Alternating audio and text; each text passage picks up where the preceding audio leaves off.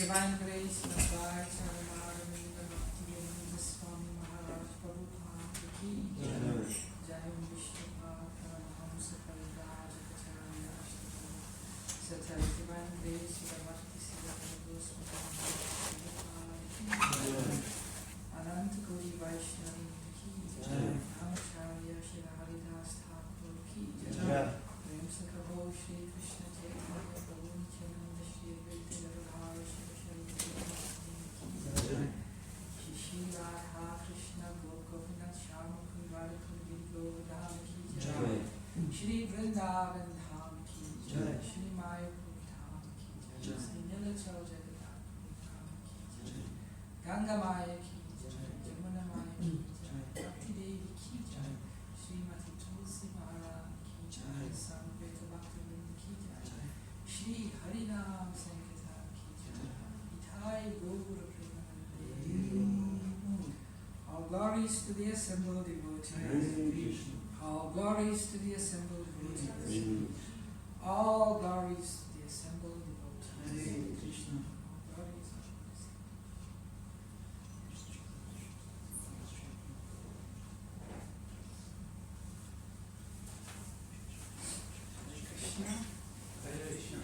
So today we are reading from Sri Chaitanya Charitamrita, the Antya Lila, chapter number 1, entitled Rupa Goswami's Second Meeting with the Lord. And we are going to be reading from text 189 to 197.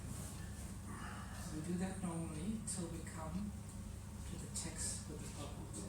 Okay. So what I will do is I will read the verses right up to 197. You don't need to respond. And then when we come to 197, then the verse will be up on the board. Is that okay? Alright. Jaya Jaya Shri Chaitanya Jaya Nityananda Jaya Jaya Shri Chaitanya Jaya Nityananda Jaya Advaita Chandra Jaya Gaura Bhakta Vrinda Jaya Advaita Chandra Jaya Gaura Bhakta Vrinda Jaya Jaya Shri Chaitanya Jaya Nityananda Jaya Jaya Shri Chaitanya Jaya Nityananda Jaya Advaita Chandra Jaya Gaura Bhakta Vrinda Jaya Advaita Chandra Jaya Gaura Bhakta Vrinda Jaya Jaya Shri Chaitanya Jaya Nityananda Jaya Jaya Shri Chaitanya Jaya Nityananda Jaya Advaita Chandra Jaya Gaura Bhakta Vrinda Jaya Advaita Chandra Jaya Gaura Bhakta Vrinda.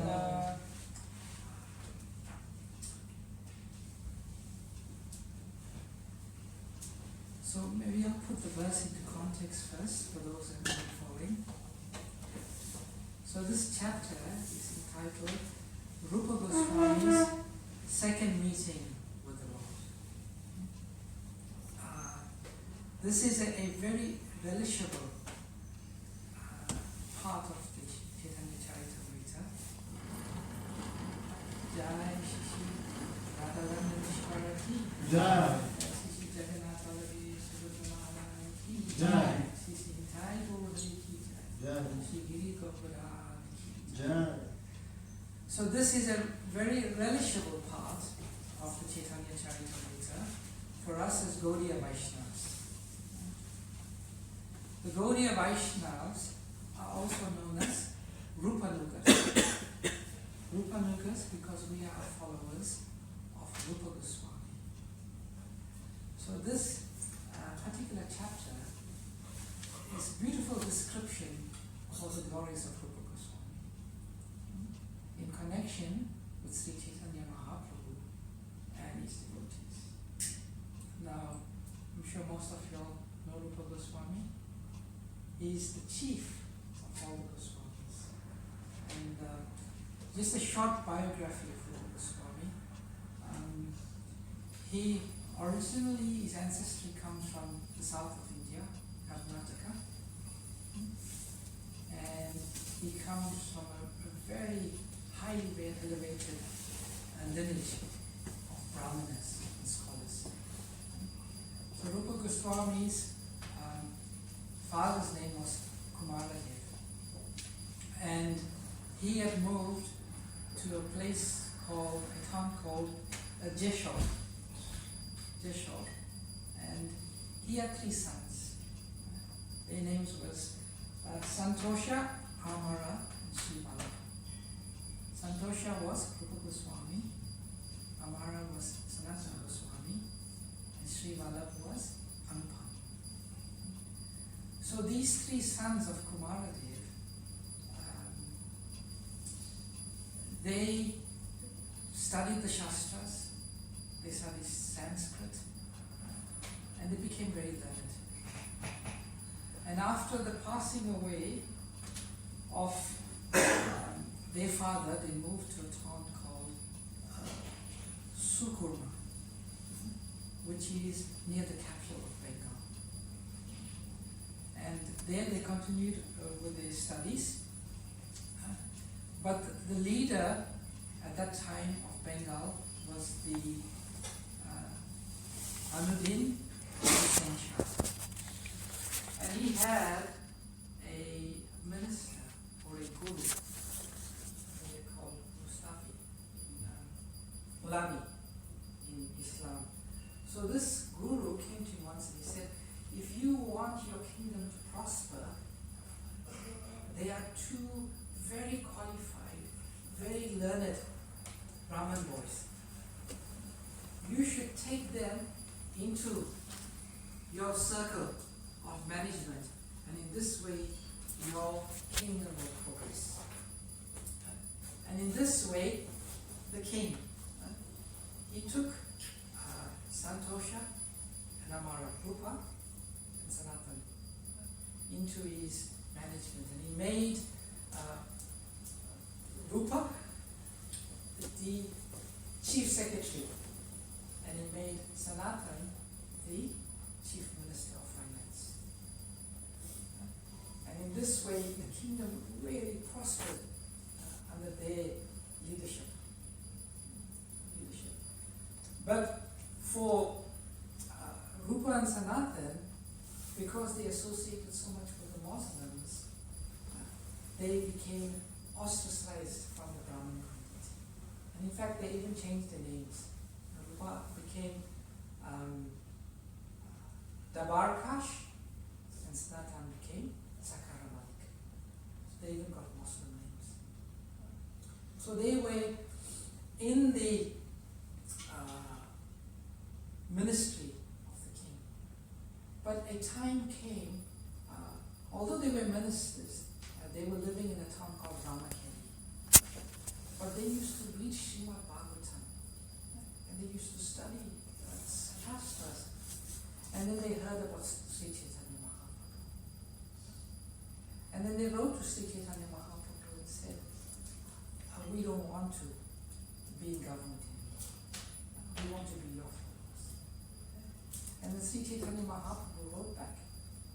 And he said, just like a housewife who has a lover, she does her duties very nicely. But no one can detect that she's always meditating on a lover, on a beloved. In the same way, do your duties while at the same time always meditating on Krishna and how we will meet. And soon we shall meet. Be patient. So a time came where Rupa and Anupam, they managed to escape from the government. And they sent messengers out to find out where is Mahaprabhu. And the messengers came back and said Mahaprabhu is in Vrindavan. So Rupa and Anupam departed for Vrindavan. And when they went to Vrindavan, unfortunately by that time Mahaprabhu had left Vrindavan and he was coming back to Jagannath Puri. So they were very disappointed, but there they met a devotee called Subhadhi Rai, who instructed them very nicely. And then they decided to come back and find Sanatan, because at that time Sanatan Goswami he wanted to become free, but he couldn't. So he started to play sick. And when the king heard that he was playing sick, he arrested him and put him in jail. But Rupa Goswami had left 10,000 gold coins for Sanatana. In this way he bribed the jailkeeper and he escaped. But eventually, so Rupa and Anupam were trying to meet Chaitanya Mahaprabhu, but they were missing him. But eventually they came together in Prayag. And in a place called Dashvamedha Ghat, Sri Chaitanya Mahaprabhu instructed Rupa Goswami into the complete science of devotional service. And he instructed Rupa, and later on he met Sanatana and Varanasi. He instructed Rupa, gave him two chief instructions. The first instruction was, you go to Vrindavan, you uncover all the lost holy places, and you establish the worship of the deities. And secondly, you write books, and you completely explain what I have given you at Dashvamedha Ghat, the science of Bhakti Yoga. So Rupa Goswami was completely empowered by the Supreme Personality of Godhead. And in fact, in the Madhya Lila, chapter 19, it describes the first meeting. This chapter is called Rupa Goswami's second meeting. So in the first meeting, text number 1, Krishnadas Kaviraj writes a very beautiful verse in glorification of Rupa Goswami. He says, before the creation of this cosmic manifestation, the Lord enlightened the heart of Lord Brahma with the details of creation and manifested the Vedic knowledge. This is how Lord Brahma was first enlightened. That's the origin of Vedic knowledge. The Lord impregnated the heart of Lord Brahma with Vedic knowledge. And Krishnadas Kaviraj says, in exactly the same way, the Lord, being anxious to revive the Vrindavan pastimes of Lord Krishna, he impregnated the heart of Rupa Goswami with spiritual potency. By this potency, Srila Rupa Goswami could revive the activities of Krishna in Vrindavan, activities almost lost to memory. In this way, he spread Krishna consciousness throughout the world. Sri Chaitanya Mahaprabhu's mission was what? He was to spread the fruits of love of Godhead that were lost. The pastimes of Lord Krishna were lost.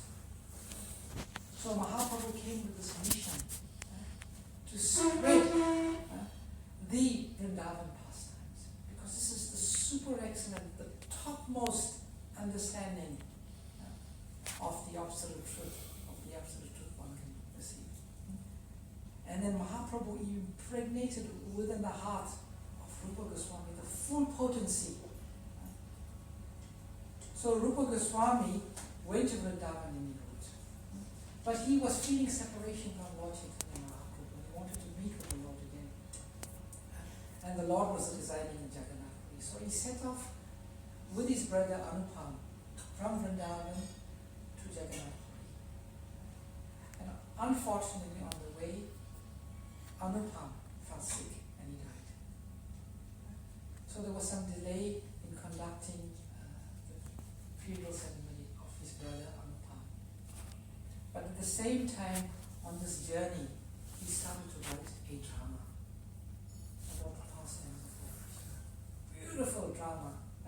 This drama is celebrated as the most super excellent piece of dramatic work that was ever written.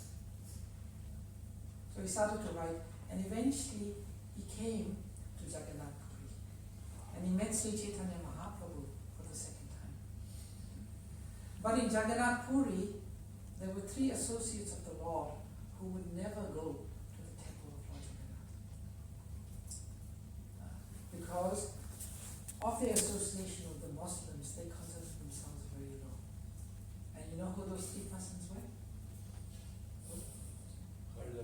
Haridas Thakur, Rupa Goswami, and Sanatana Goswami. So every day, Sri Chaitanya Mahaprabhu would go and see Haridas, Rupa, and Sanatana, and he would take Mahaprasad.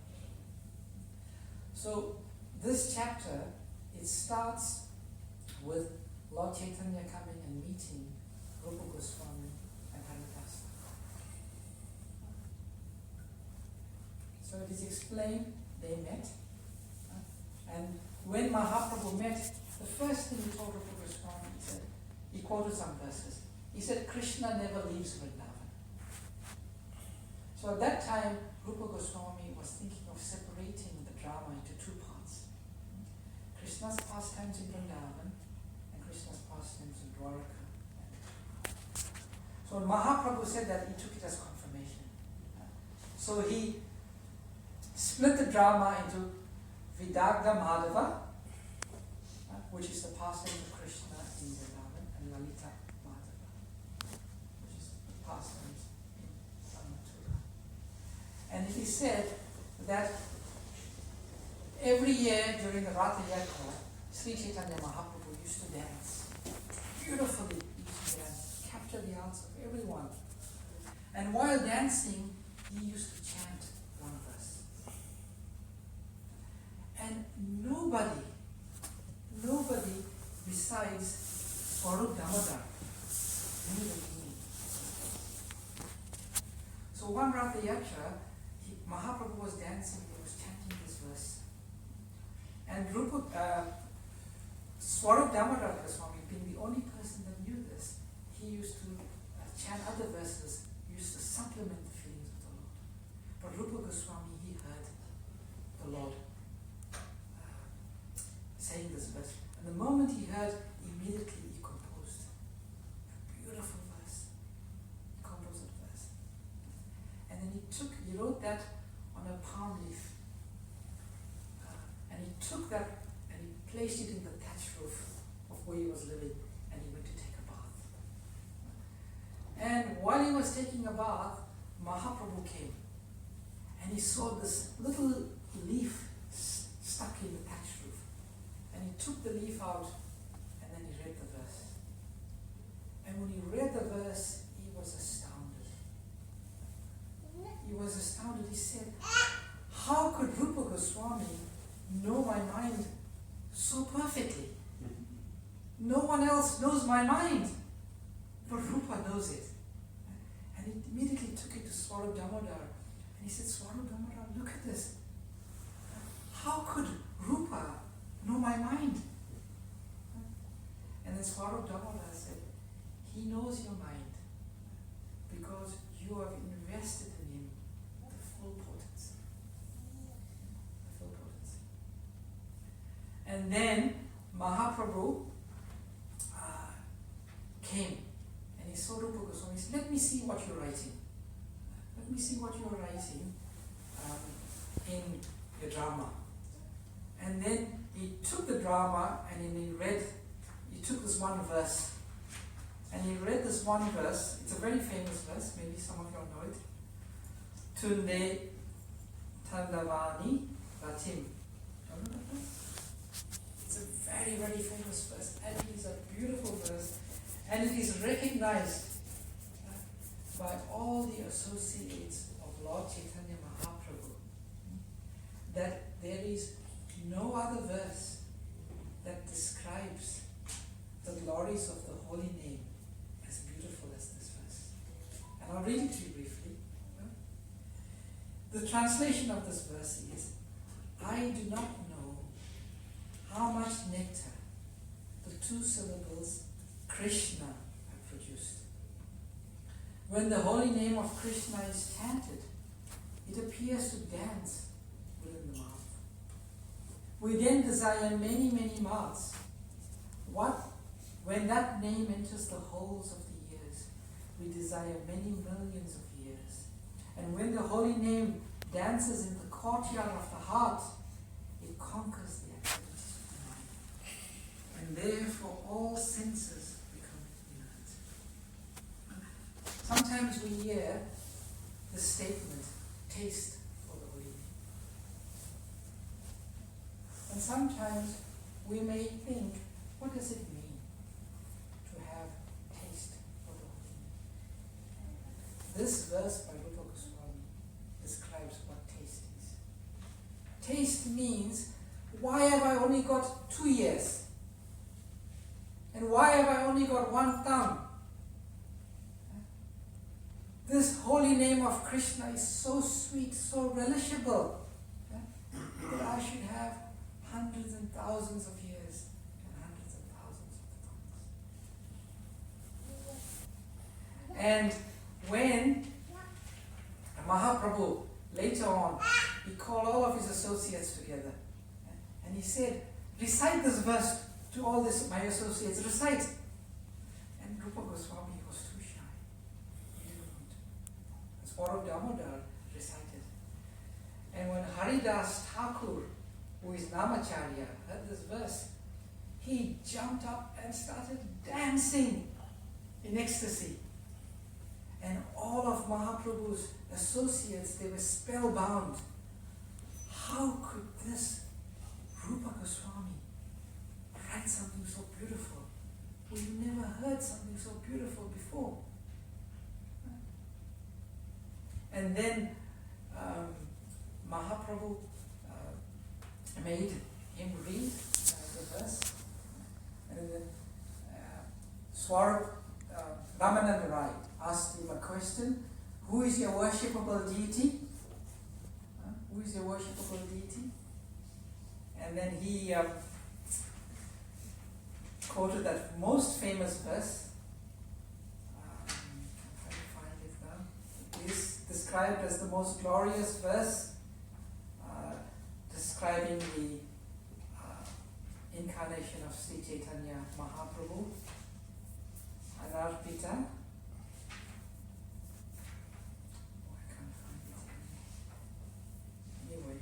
This is beautiful verse that he's written.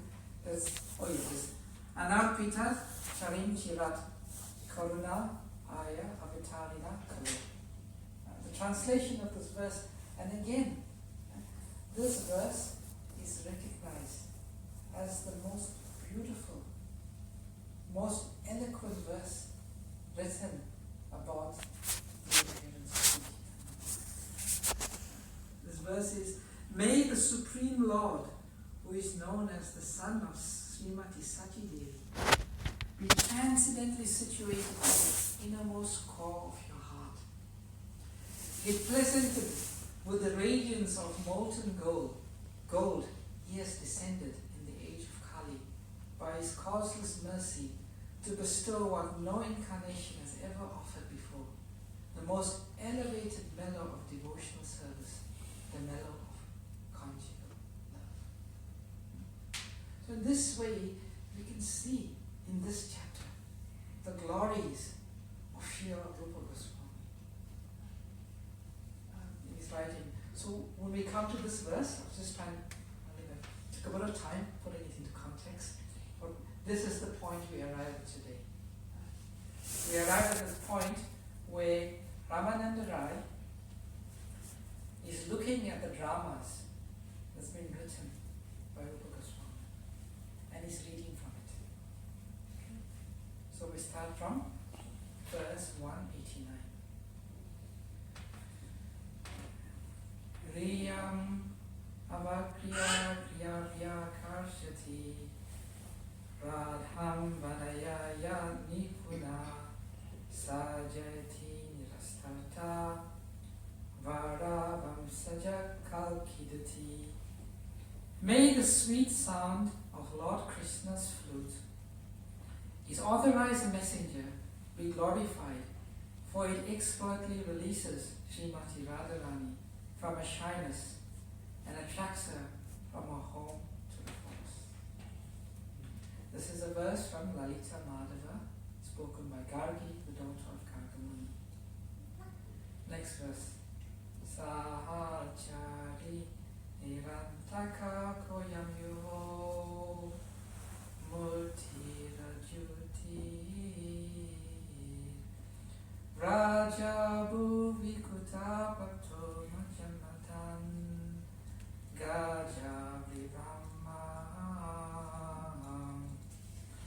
Acha Tulaivo Sarpade Trikanchala Taskarai Mama Diti Danam Chita Kushat Vido Katyatiyam. My dear friend, who is this fearless young man? He is as bright as a lightning cloud, and he wanders in his pastimes like a maddened elephant. From where has he come to Vrindavan? Alas, by his restless movements and attractive glances, he is plundering from the vault of my heart the treasure of my patience. Now this is poetry at its highest. I don't even want to attempt to try to explain it. So just devotees, be satisfied in listening to this. It is such high, beautiful poetry. Vihara Sura Rikika Mama Mana Kalindrasyava Vilochana Chakoraya Sadananda Chandra Prabha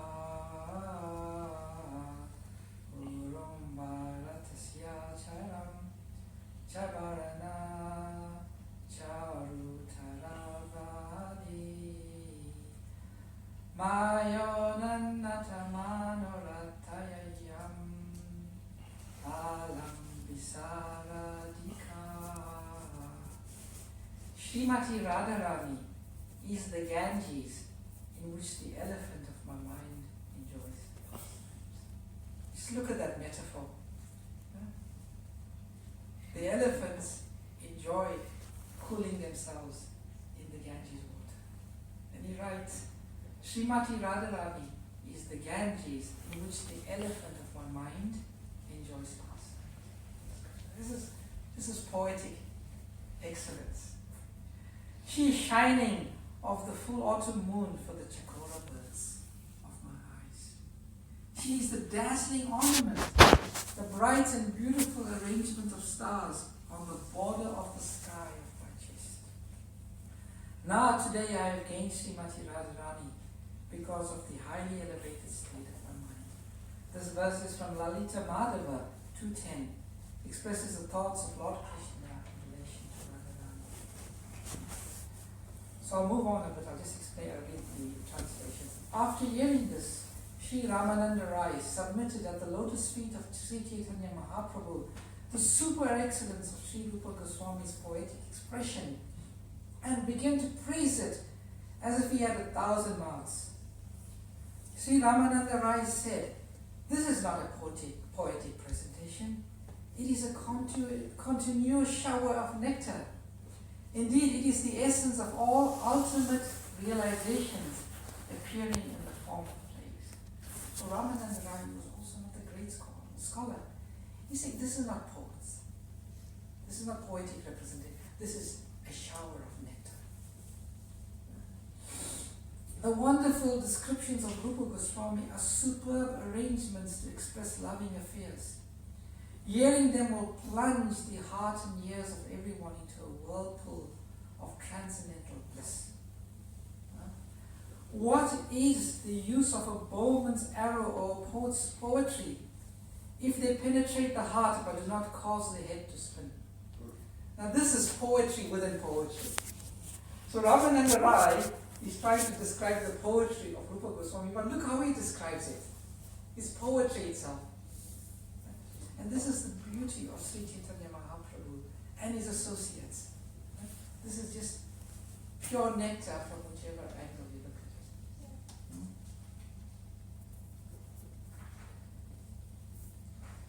The next verse is, "Without your mercy, such poetic expressions would be impossible for an ordinary living being to write. My guess is that you have given him the power." And then we come to today's verse, 197. So you can repeat after me. Prabhu kahe Praya ke yada Aya Ahila Milana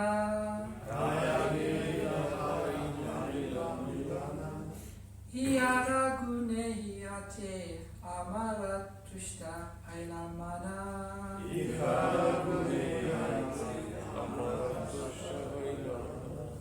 Prabhu kahe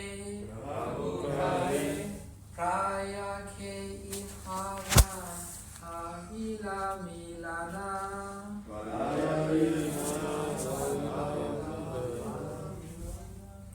Hiyara Gune Hiyate Amara Tushta Ailamana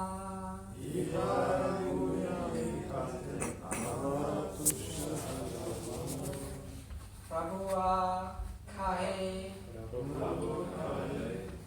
Praya gehi haraha Hila milana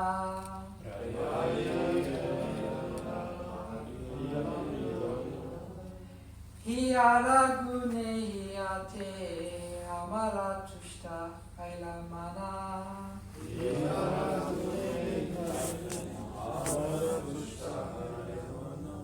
Prabhu, anyone likes to try? Prabhu kahe Raya ge ihara Kaila mailana Ihara gune ate amara tusta kailmana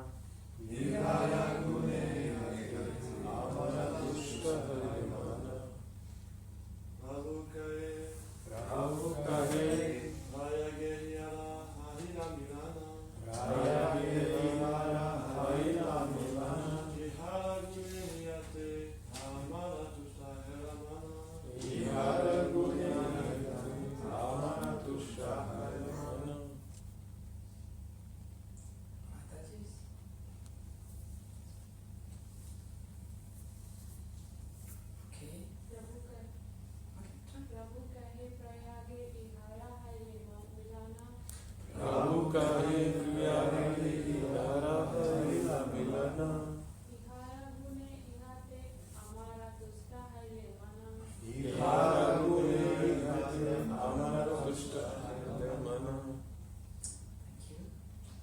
Prabhu kahe Lord Sri Chaitanya Mahaprabhu says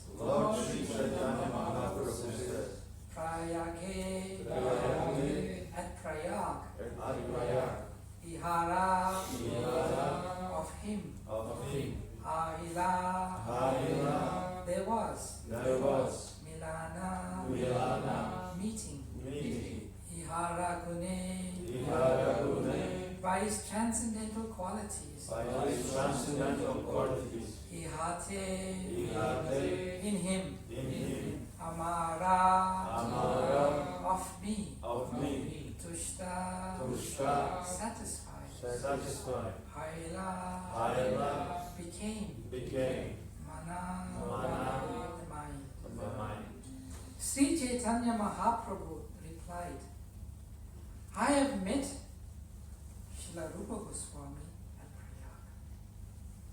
He attracted and satisfied me because of his qualities. So please repeat after me.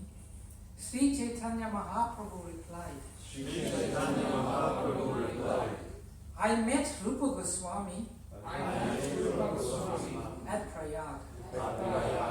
He attracted and satisfied me because of his qualities. Purport by Srila Prabhupada ki. The Supreme Personality of Godhead is not partial to some and neutral to others.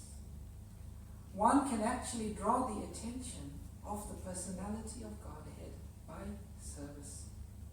Then, one is further empowered by the Lord to act in such a way that everyone can appreciate his service. This is confirmed in the Bhagavad Gita. Ye yatam tam satayam vajami. Krishna is responsible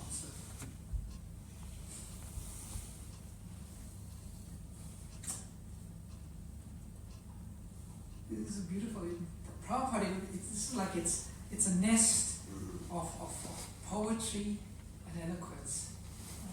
This is one statement how Krishna is responsive. If one tries to render his best service to the Lord gives him the power to do so. Krishna also says in the Bhagavad Gita 10:10, Tesham satatam yuktanam vajatam purvakam vedami duriyogam tam yenam upayanti. To those who are constantly devoted to serving me with love, I give the understanding by which they can come to me.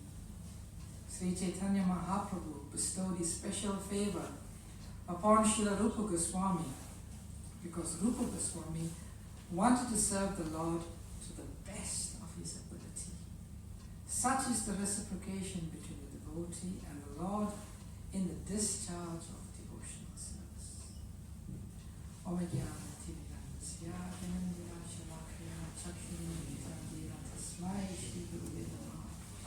Sri Chaitanya Manovislam Sthapitam Vinabhutale Swayam Rupakadavai Dati Swapadantika E Krishna Karuna Sundhu Dinavamiti Rapate Gopisha Gopika Kanta Radha Kanta Tapta Kanchana Gaurani Radhe Vrindavaneshwari Vrishabhar Sutdevi Prinavahami Avine Panchakalpatarubhyascha Kripa Sindhuriyavcha Patitanam Bhavani Vishnu Jai Shri Krishna Chaitanya Prabhu Nityananda Shri Advaita Gadadhara Shiva Shri Hare Krishna Krishna Krishna Hare Hare Hare Rama Rama Rama Hare Hare. So in this verse,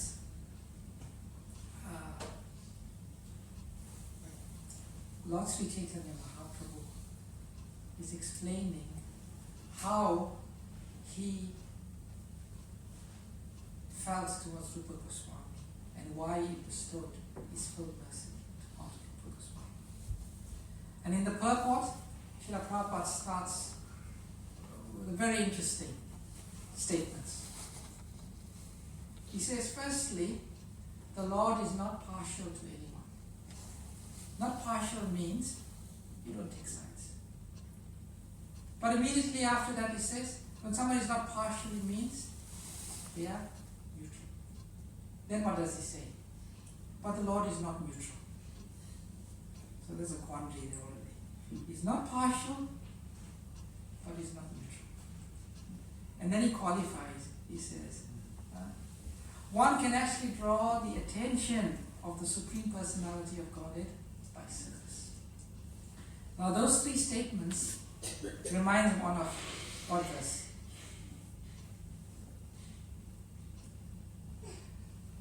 The 29th verse of the 9th chapter of Bhagavad Gita, Krishna says, Samoham sarva bhuteshu name dveshu asti na priyaha ye bhajanti tu mam bhaktya maya te teshu chapiyaham. Krishna says, I envy no one, nor am I partial to anyone. I am equal to all. But whoever renders service unto me in devotion is a friend in me, and I am also a friend in him, to him. This is what Krishna says in the Bhagavad Gita. So Prabhupada repeats that. So that is a fact, that Krishna is not partial to anyone. And the analogy given is just like rain. Rain pours on the land, and the same rain will pour on the sea. The rain doesn't think the sea is full of water. I'll only pour on the land. So Krishna's mercy is accessible to everyone. And so that statement is true. Krishna is not partial. In the sense that his mercy is accessible to everyone. But at the same time, the statement that Krishna is neutral, that is also true. In the Upanishads, the description is given about the living entity of the Lord. And then the metaphor that's used there is like two birds sitting on a tree. one bird is eating the fruits of the tree, and the other bird is watching. And that is compared to the living entities, the Jivatma and the Paramatma. So Krishna is situated within our heart. And he is witnessing all our activities. And he is permitting. Only by his mercy are things happening. But he is neutral, he doesn't interfere. He simply is witnesser and permitter.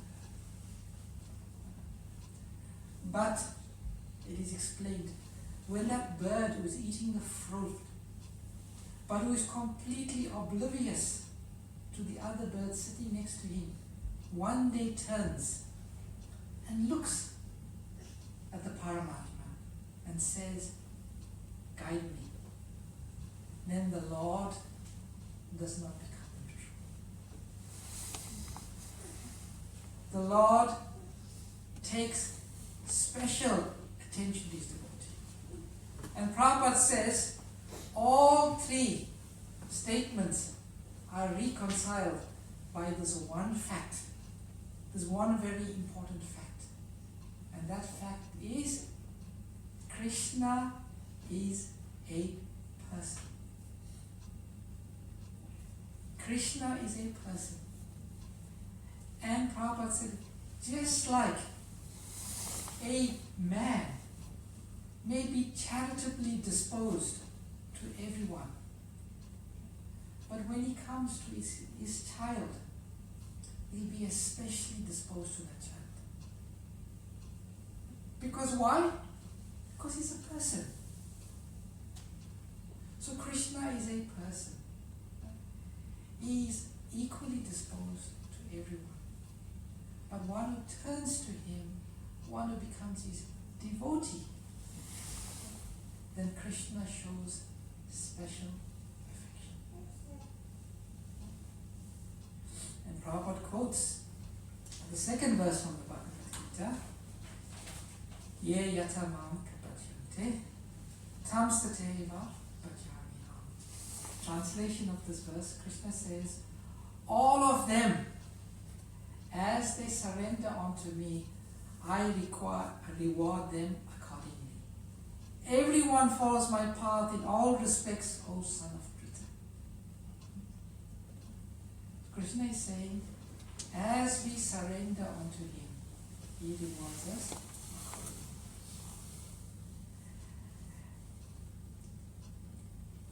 Therefore, and what is the ultimate reward for a devotee?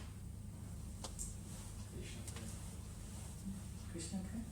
The ultimate reward is when Krishna gives himself completely to the devotee.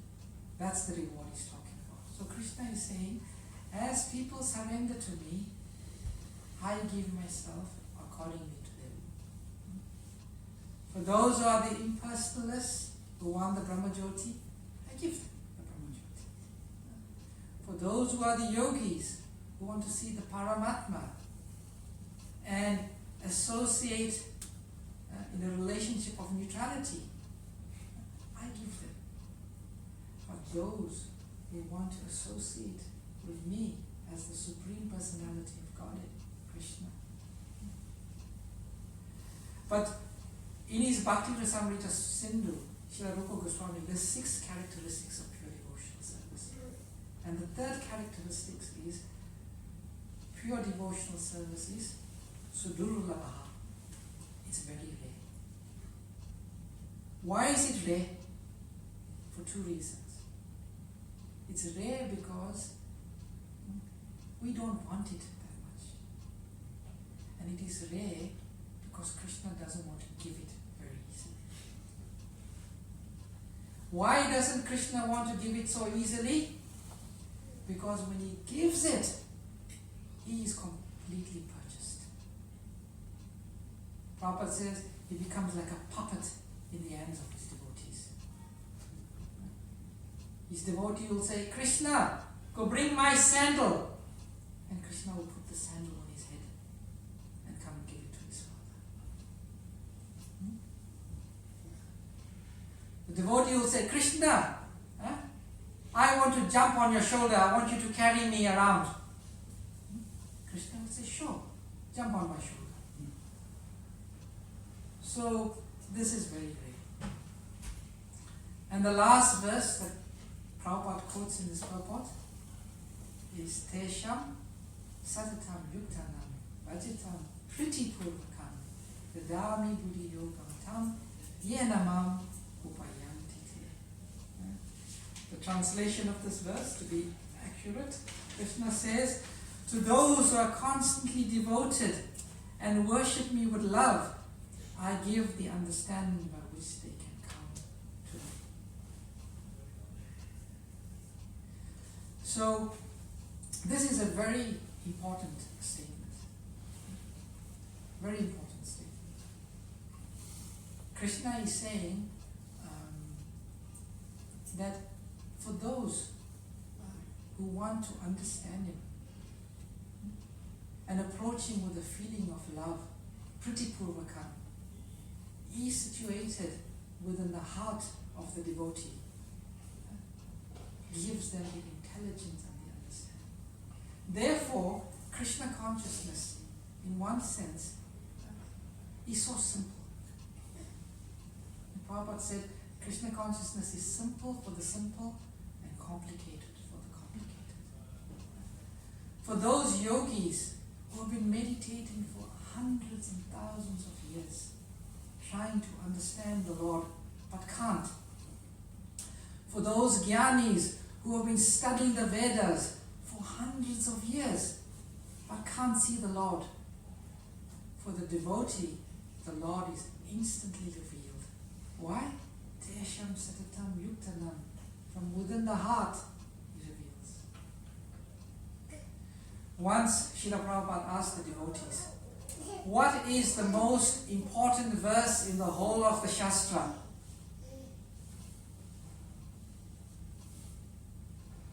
What is the most important verse? The devotees think, oh, that's a hard one. So one devotee put his hand up. Yes? Harinam, Harinam, Harinam eva kevalam, kalo nasteva nastave, steva katiranyata. No. That's not the most important. What devotee said, yes. Sarva dharma parityaja mamekam sharanam vrajaham tam sarva parityu makshisyam saramasuchaha. Abandon all varieties of religion and surrender unto me. I will protect you from all sinful reactions. Do not fear. And Prabhupada said, the most important verse in the whole of the Shastra is Yasya Deve Parabhakti Yata Deve Tata Guru Tasyaite Kadita Iyartha Prakashante Mahatmanaha.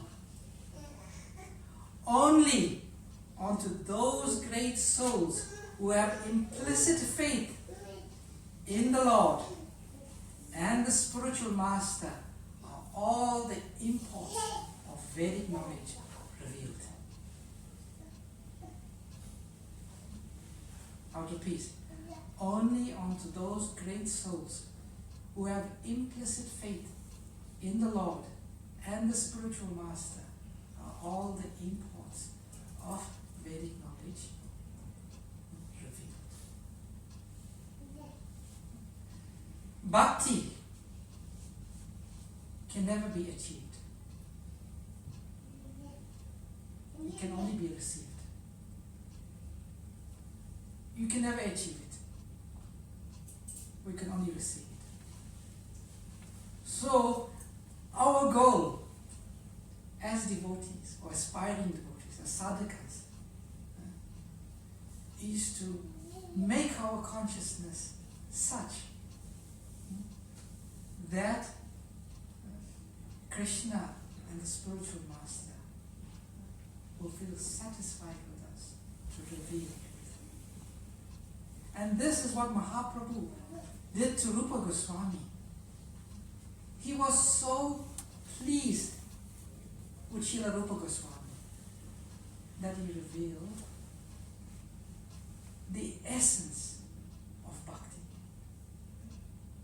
And Rupa Goswami is celebrated as the greatest Acharya, Rasa Acharya, who understood, and he wrote so many books revealing this.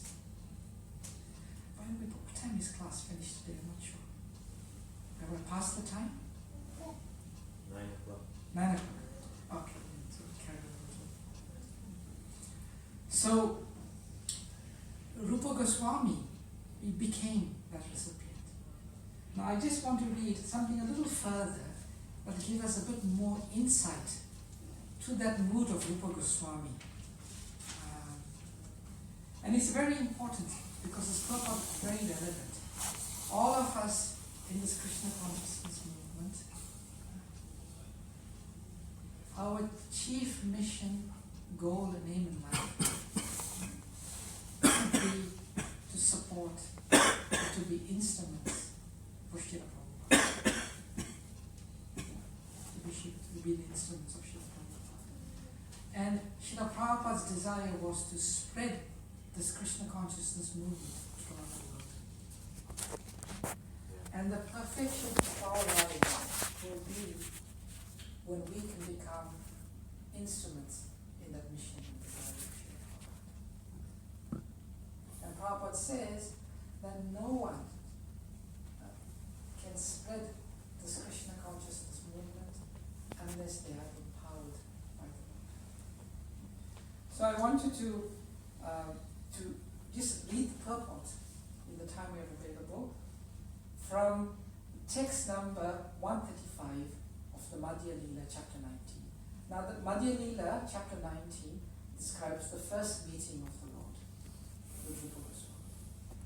And Antya Lila chapter 1 describes the second meeting.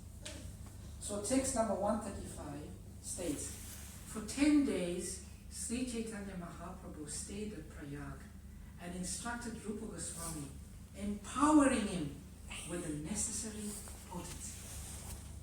Purport by Srila Prabhupada. This is a confirmation of the statement, Krishna Shakti Vina Nahe Tava Tara Pravartane.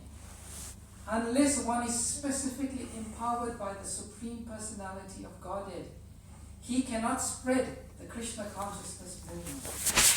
An empowered devotee sees and feels himself to be the lowest of men, for he knows that whatever he does is due to the inspiration given by the Lord in the heart. And then Prabhupada quotes this verse again, Tesham Satatam Yuktanam Bhajatam Pratipurvakam. And I'll repeat it.